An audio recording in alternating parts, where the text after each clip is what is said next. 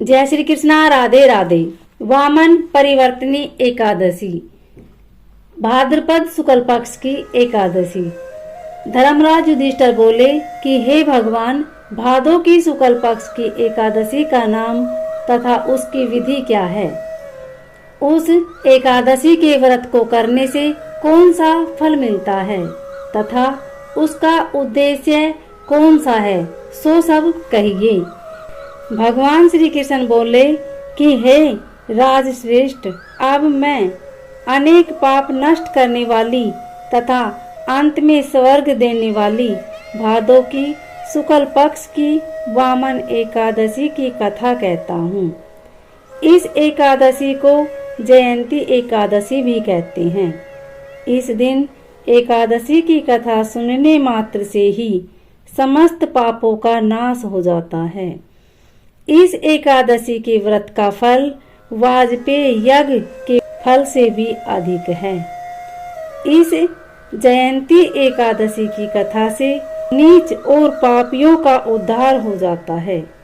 यदि कोई धर्मपरायण मनुष्य इस एकादशी के दिन मेरी पूजा करता है तो मैं उसी संसार की पूजा का फल देता हूँ।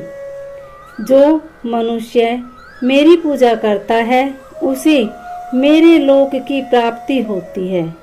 इसमें किंचित मात्र भी संदेह नहीं है। जो मनुष्य इस एकादशी के दिन भी वामन भगवान की पूजा करता है वह तीनों देवता अर्थात ब्रह्मा विष्णु महेश की पूजा करता है। जो मनुष्य इस एकादशी का व्रत करते हैं उन्हें इस संसार में कुछ भी करना शेष नहीं रहता। एकादशी के दिन श्री विष्णु भगवान करवट बदलते हैं, इसलिए इसे परिवर्तनी एकादशी भी कहते हैं। इस पर श्री युधिष्ठिर बोले कि हे भगवान, आपके वचनों को सुनकर मुझे महान संदेह हो रहा है कि आप किस प्रकार सोते तथा करवट बदलते हैं। आपने बलि को क्यों बांधा और वामन रूप धारण करके क्या लीलाएं की? चातुर्मास्य व्रत की विधि क्या है तथा आपके शयन करने पर मनुष्य का क्या कर्तव्य है, सो सब विस्तार पूर्वक कहिए। श्री कृष्ण भगवान बोले कि हे राजन, अब आप पापों को नाश करने वाली कथा का श्रवण करें। त्रेता युग में एक बलि नाम का दानव था। वह अत्यंत भक्त, दानी, सत्यवादी तथा ब्राह्मणों की सेवा किया करता था। वह अपनी भक्ति के प्रभाव से स्वर्ग में इंद्र के स्थान पर राज्य करने लगा। इस इंद्र तथा अन्य देवता इस बात को सहन न कर सके और भगवान से प्रार्थना करने लगे। अंत में भगवान ने वामन रूप धारण किया और अत्यंत तेजस्वी ब्राह्मण बालक के रूप में राजा बलि को जीता। इस पर युधिष्ठिर बोले कि हे जनार्दन, आपने वामन रूप धारण करके बलि को किस प्रकार जीता, सो सब विस्तार से समझाइए। श्री कृष्ण भगवान बोले कि हे राजन, मैंने वामन का रूप धारण करके राजा बलि से याचना की कि हे राजन, तुम मुझे 3 पैर भूमि दे दो, इससे तुम्हें 3 लोक के दान का फल प्राप्त होगा। राजा बलि ने इस छोटी सी याचना को स्वीकार कर लिया और वह 3 पग भूमि देने को तैयार हो गया।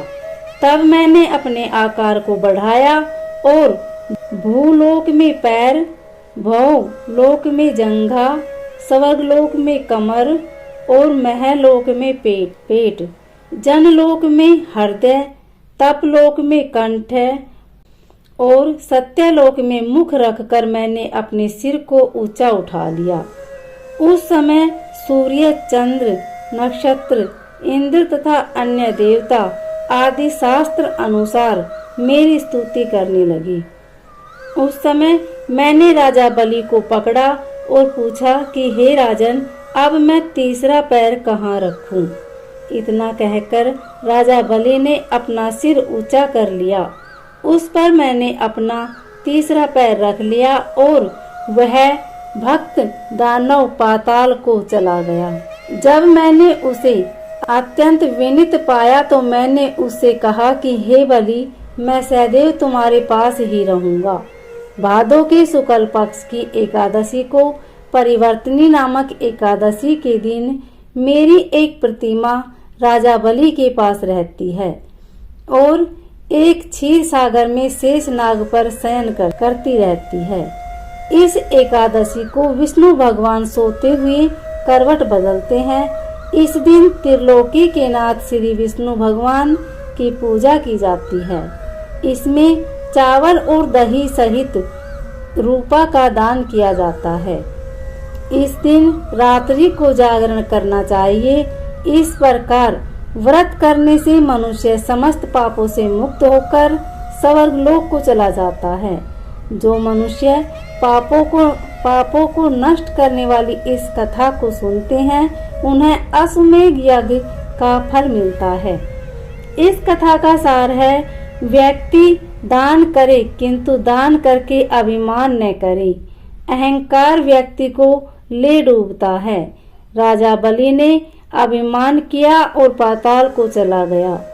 इससे यह भी ज्ञात होता है कि अति हर कार्य की बुरी होती है। उम्मीद है आपको यह जानकारी अच्छी लगी होगी। अगर अच्छी लगी तो वीडियो को लाइक शेयर सब्सक्राइब जरूर करें। कमेंट में ओम नमो भगवते वासुदेवाय अवश्य लिखें। धन्यवाद।